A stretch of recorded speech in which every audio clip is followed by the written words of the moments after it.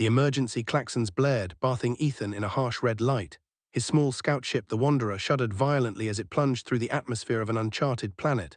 "Mayday, mayday," Ethan yelled into the comm, his voice strained against the G-forces. "This is scout vessel Wanderer, hull breach, losing altitude rapidly. Requesting immediate assistance." Static was the only response. Ethan, a seasoned space explorer with years of deep space missions under his belt, knew he was on his own. The Wanderer was designed for long-range reconnaissance, not atmospheric entry without shields, which had failed spectacularly a few minutes ago. He wrestled with the controls, desperately trying to guide the crippled ship toward a relatively flat area he had glimpsed through the swirling clouds. With a bone-jarring crash, the Wanderer slammed into the ground, crumpling like a discarded tin can. Ethan was thrown against his restraints, his head snapping back against the headrest. For a moment, everything went black. Consciousness returned slowly, bringing with it a symphony of pain. Ethan groaned, his body aching, his head throbbing. The smell of burning plastic and ozone filled the air. Cautiously, he unbuckled his restraints and took stock of the situation. The cockpit was a mess, wires sparking, screens shattered, and debris scattered everywhere. Miraculously, he seemed to be mostly intact, save for a few bruises and a nasty gash on his forehead. He stumbled out of the wreckage, blinking against the bright sunlight. He found himself in a dense jungle unlike anything he had ever seen. Towering trees with iridescent leaves formed a canopy overhead, casting dappled shadows on the vibrant, alien flora. Strange, melodic calls echoed through the air, and the ground teemed with bizarre, multi-legged creatures. "Well," Ethan muttered to himself, "looks like I'm not in Kansas anymore." The Wanderer was a mangled heap of metal embedded in the earth. There was no hope of repairing it, and his communication systems were fried. He was stranded. Gathering his wits, Ethan salvaged what he could from the wreckage: a survival kit containing a multi-tool, a first aid kit, a water purifier, and a limited supply of nutrient paste. He also managed to retrieve his sidearm, a standard-issue energy pistol. "Okay, Ethan," he said aloud, "time to put those survival skills to the test." He set off into the jungle, his senses on high alert. The air was thick with humidity and the heat was oppressive. He followed a small stream, hoping it would lead him to a source of fresh water and perhaps a sign of civilization. After what felt like hours of hacking through dense vegetation, Ethan came to a clearing. In the center stood a crystal-clear pool, fed by a cascading waterfall. He knelt at the edge, cupping his hands to drink when he heard a voice. "You shouldn't drink from there," the voice said, melodic and tinged with amusement. "Not unless you want to spend the next few hours hallucinating." Ethan whirled around, his hand instinctively reaching for his sidearm. Standing at the edge of the clearing was a figure that made his breath catch in his throat.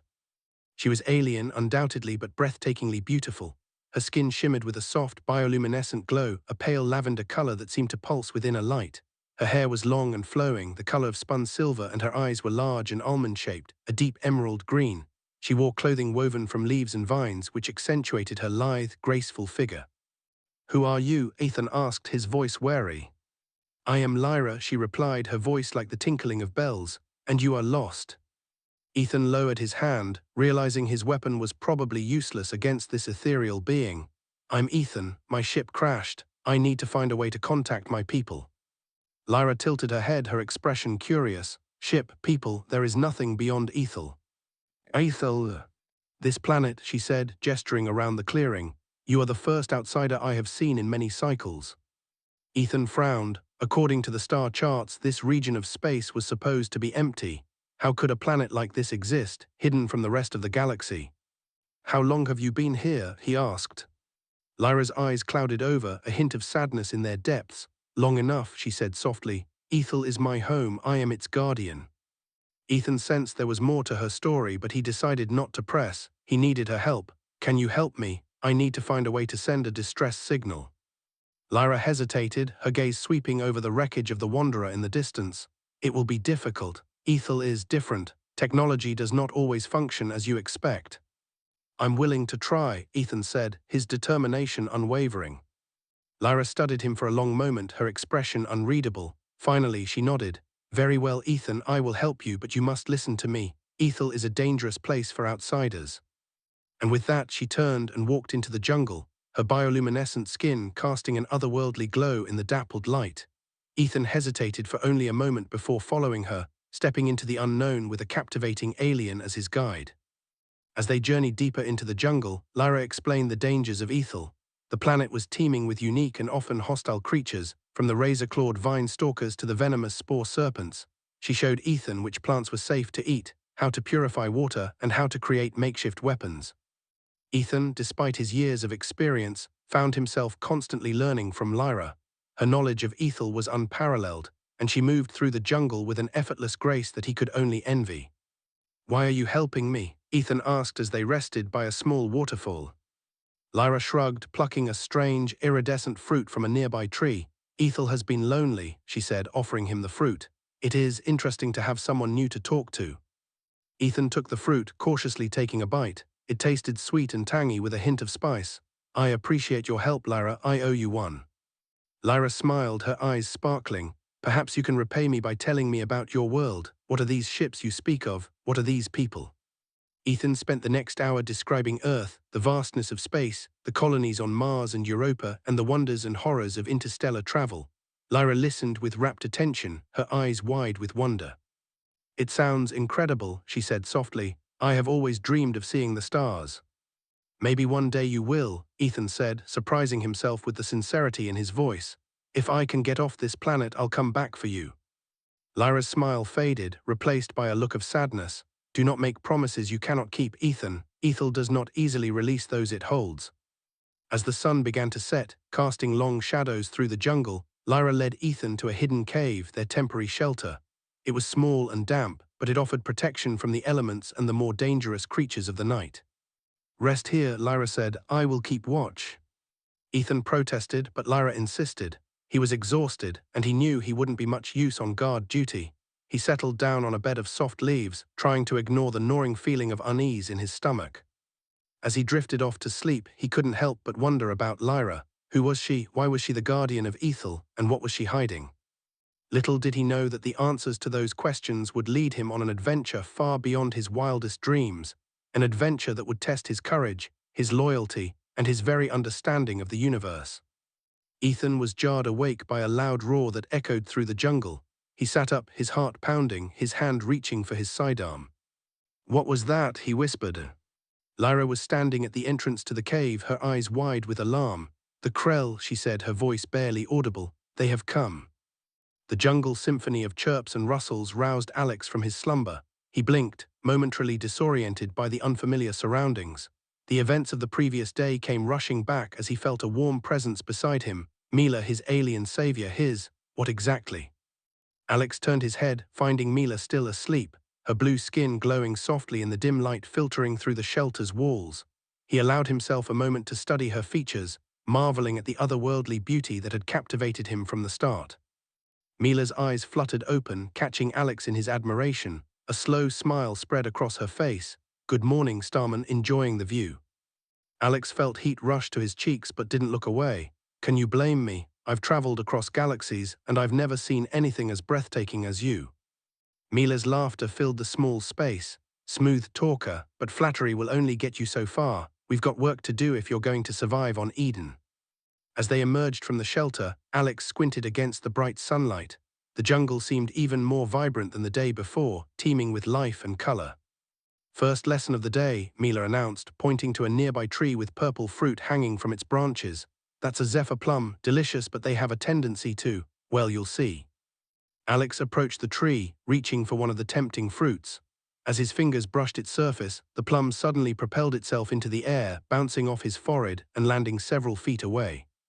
"What the?" Alex sputtered, rubbing his forehead. Mila doubled over with laughter. "I told you zephyr plums are a bit temperamental. You have to approach them gently like this." She demonstrated, her movements graceful and deliberate as she plucked a fruit from the tree. Alex watched, mesmerized by her fluid motions. "You make it look so easy."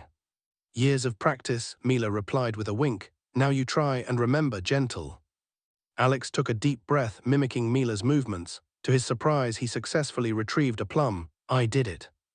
"Not bad, Starman," Mila praised. "You might survive here yet." As the days passed, Alex found himself settling into a routine with Mila. She taught him the ways of Eden, which plants were safe to eat, how to find water, how to navigate using the planet's twin suns, and the best methods for avoiding the more dangerous creatures.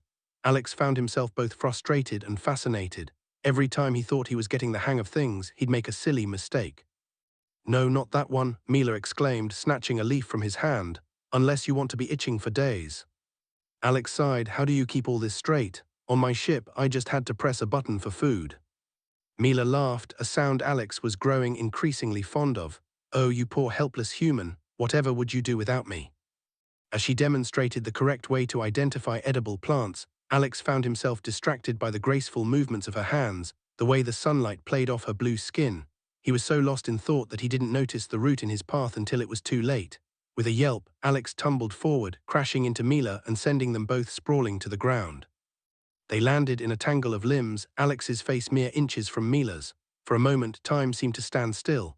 Alex was acutely aware of every point of contact between them, of the warmth of Mila's breath on his face, of the way her violet eyes seemed to draw him in. Mila broke the silence with a soft chuckle. You know, if you wanted to get close to me, you could have just asked.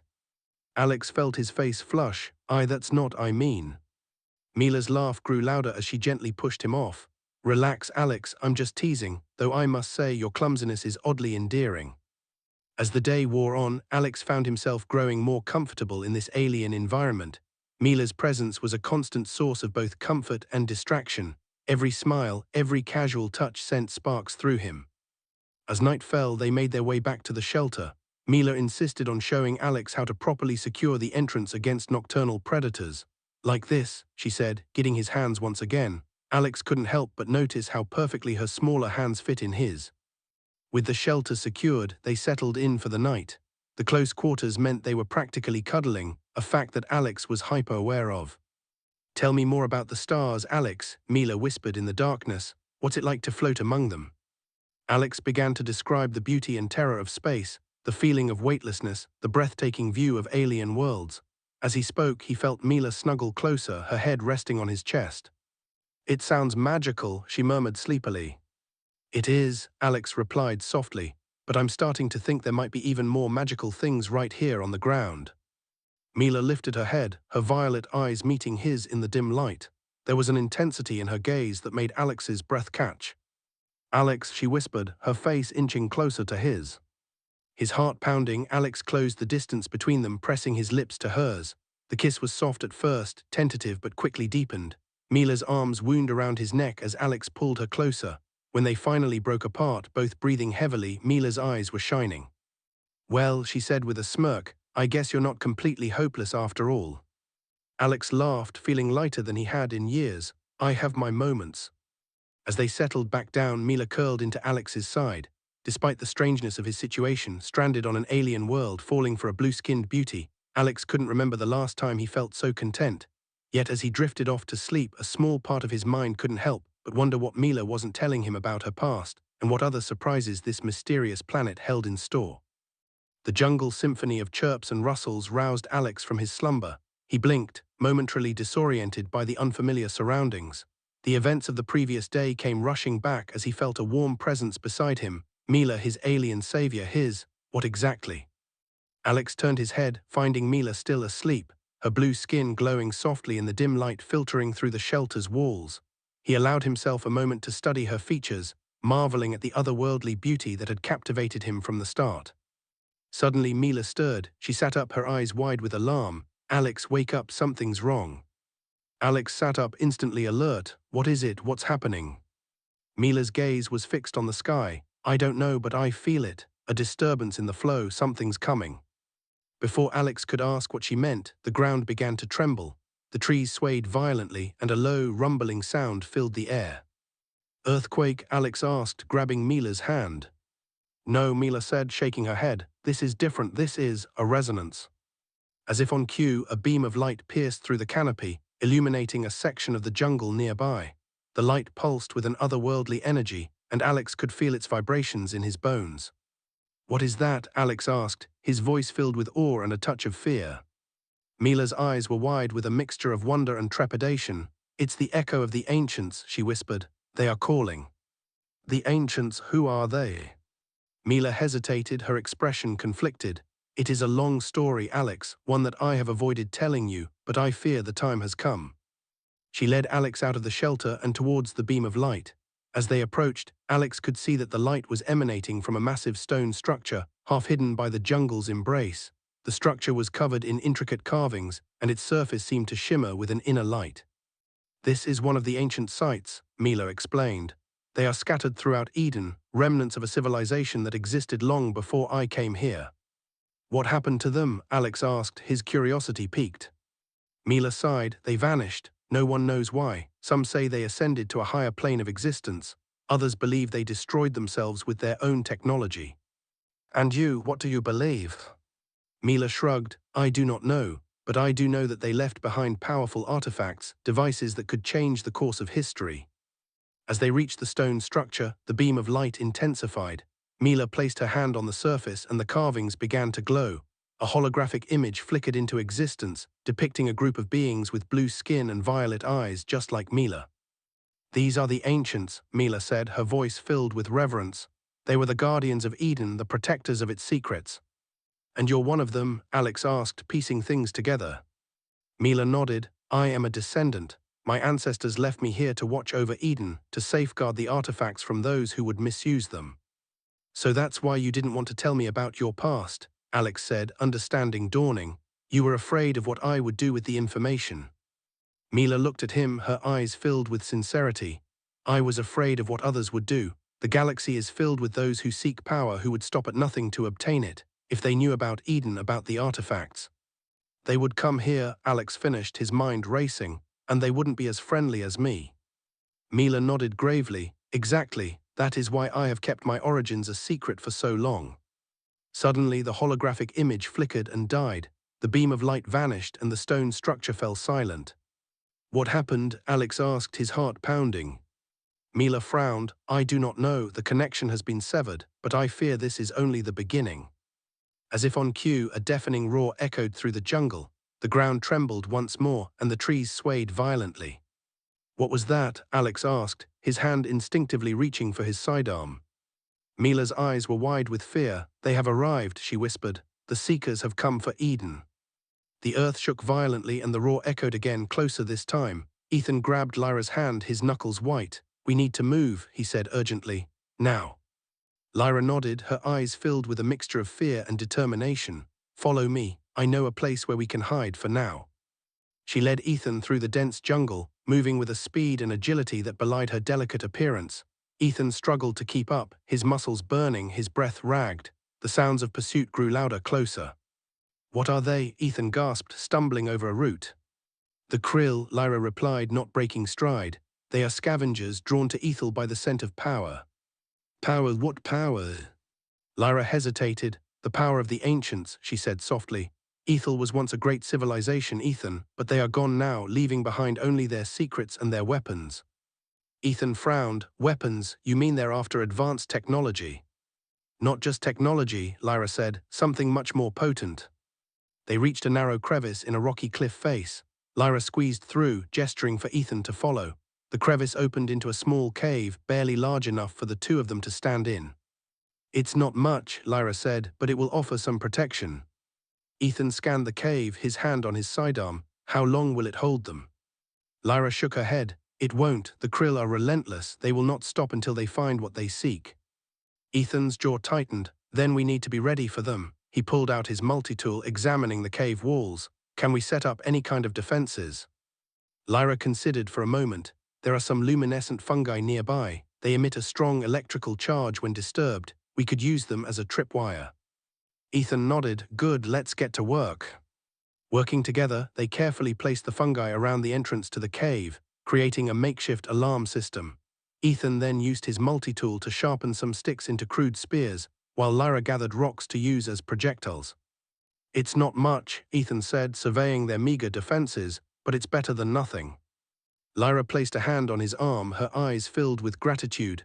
"Thank you, Ethan, for helping me protect Ethel." Ethan looked at her, surprised by the intensity of her gaze. "Ethel is your home, Lyra. I understand that, but what about you? What are you protecting?" Lyra hesitated, her expression troubled. I cannot say, not yet. There are things you would not understand." Ethan frowned, but he decided not to press. He trusted Lyra, but he knew she was still keeping secrets. As they waited, the sounds of the Krill grew closer. Ethan could hear their guttural snarls, the snapping of branches, the heavy thud of their feet on the ground. They were closing in. "They're here," Ethan whispered. his hand tightening on his sidearm. Lyra took a deep breath, her eyes glowing with a faint, ethereal light. Then let us show them that ether is not easily taken. The Krill burst into the clearing outside the cave, their grotesque forms illuminated by the dappled sunlight. They were tall and muscular, with thick chitinous armor and razor-sharp claws. Their eyes glowed with a malevolent red light, and their mouths were filled with rows of jagged teeth. Ethan raised his sidearm, firing a burst of energy at the lead Krill. The blast struck the creature in the chest, sending it staggering backward, but it quickly recovered, its armor only slightly scorched. "Energy weapons are useless against them," Lyra shouted. "We need to use physical attacks." Ethan cursed under his breath. He had underestimated the Krill's resilience. He tossed aside his sidearm, grabbing one of the makeshift spears. "All right," he said, his voice grim. "Let's do this the old-fashioned way." The Krill charged, their claws slashing. Ethan dodged and weaved, using his agility and training to avoid their attacks. He thrust his spear at one of the Krill, striking it in the leg. The creature roared in pain, but it didn't fall. Lyra joined the fray, her movements fluid and graceful. She hurled rocks at the Krill, striking them in the head and face. The rocks seemed to have little effect, but they served to distract the creatures, giving Ethan an opening to attack. Together they fought bravely, but they were outnumbered and outmatched. The Krill were relentless, their attacks growing more ferocious with each passing moment. Ethan felt a sharp pain in his side as one of the Krill's claws grazed his skin. He stumbled backward, his vision blurring. He knew he couldn't hold out much longer. Just when he thought all hope was lost, Lyra unleashed her power. Her bioluminescent skin began to glow brighter, emitting a blinding light. The Krill recoiled, their eyes shielded against the intense glare. "Now, Ethan," Lyra shouted, "while they are blinded." Ethan seized the opportunity, charging forward with renewed energy. He plunged his spear into the chest of one of the Krill, piercing its heart. The creature let out a final, guttural roar before collapsing to the ground. The remaining Krill, still disoriented by Lyra's light, hesitated for a moment. Ethan and Lyra pressed their advantage, attacking with a ferocity they didn't know they possessed. Finally, after what seemed like an eternity, the last of the Krill fell. Ethan and Lyra stood panting, their bodies bruised and battered, but alive.